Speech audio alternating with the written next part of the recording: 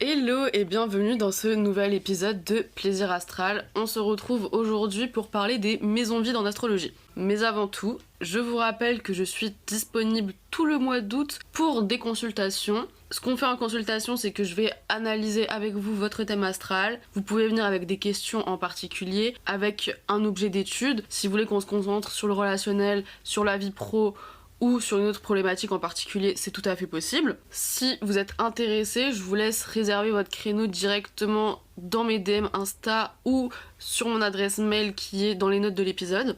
Donc aujourd'hui, nous allons parler des maisons vides en astrologie. Si vous avez cliqué sur ce podcast, j'imagine que vous connaissez déjà ce que c'est les maisons. Sinon, j'ai déjà fait un épisode qui explique un peu, qui s'appelle la différence entre les maisons, les planètes et les signes. Il y a pas mal de personnes qui vont voir justement qu'il y a des thématiques qui sont associées à certaines maisons.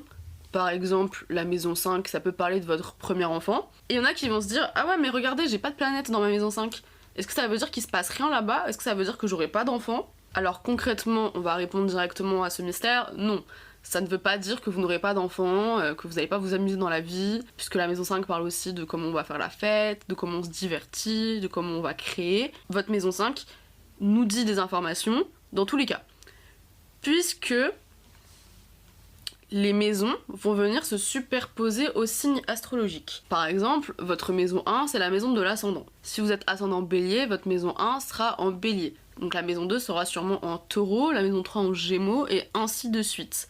C'est les signes qui vont se suivre. Que vous ayez ou non une planète dans la maison en question, vous avez forcément un signe astrologique. Et chaque signe astrologique a une planète qui lui est liée. Par exemple, si vous avez votre maison 1 en bélier, mais que vous n'avez aucune planète dans votre maison 1, vous pouvez aller regarder Mars. Mars qui est la planète maîtresse du bélier. Et donc là, imaginons que vous avez un Mars en maison 3, et bah en fait on va pouvoir quand même parler de votre ascendant bélier en le nuançant par la maison 3, en disant ok, vous êtes quelqu'un qui avait plein d'énergie parce que vous êtes ascendant bélier, mais vous vous dispersez. Parce qu'on est dans la maison 3, une maison qui parle aussi de comment on va se disperser et qui est en analogie avec le Gémeaux. Donc je vois beaucoup de gens sur internet s'inquiéter pour des maisons vides, mais ne vous inquiétez pas, dans tous les cas vous avez 10 planètes et 12 maisons.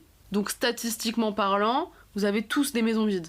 Mais ce que ça veut dire, c'est que quand il y a plusieurs planètes dans une maison, c'est qu'il y a vraiment un focus à faire cette maison. C'est qu'il y a des choses à vivre qui vont être importantes, que c'est une grosse préoccupation de votre existence. Mais le fait de ne pas avoir de planète ne veut pas dire que ce n'est pas une préoccupation. Ça veut juste dire que c'est peut-être moins important, ou en tout cas que c'est pas forcément voilà, le truc le plus important dans votre vie. Bien que encore, c'est grave à nuancer. Dans le sens où si on reprend l'exemple, bah vous avez Mars en maison 1.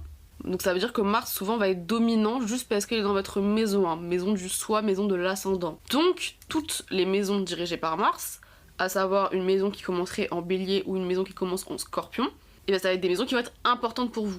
Si vous avez d'autres questions à propos des maisons vides, je vous laisse directement me contacter sur mes réseaux sociaux ou qu'on analyse ça ensemble directement dans une analyse de thème astral. Et on se retrouve très bientôt pour un prochain épisode lundi prochain.